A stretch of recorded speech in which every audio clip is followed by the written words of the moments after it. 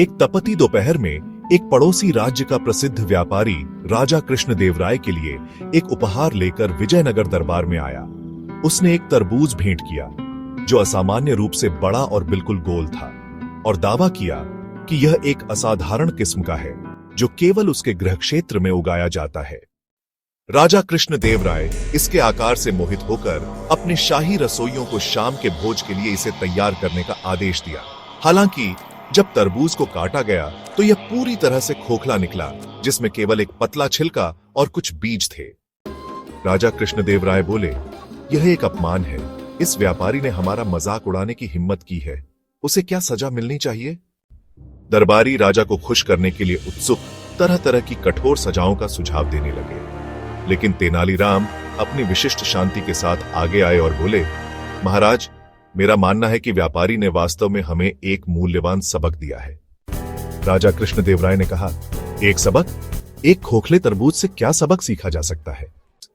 तेनालीराम ने उत्तर दिया, महाराज, यह तरबूज उन लोगों का प्रतिनिधित्व करता है जो बाहर से भव्य और प्रभावशाली दिखते हैं, लेकिन भीतर से खाली और सारहीन होते हैं।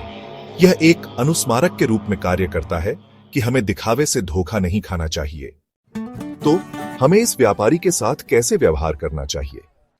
सजा के बजाय महाराज, आइए हम उसे पुरस्कृत करें, क्योंकि उसने हमें एक मूल्यवान अंतर्दृष्टि प्रदान की है।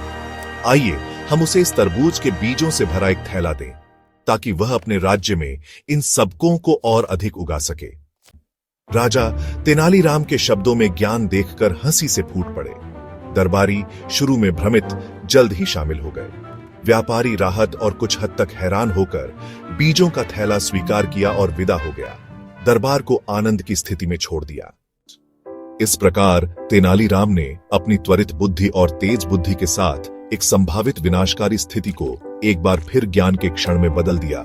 विजयनगर दरबार में सभी को सतही दिखावे से परे देखने के महत्व की याद दिलाई।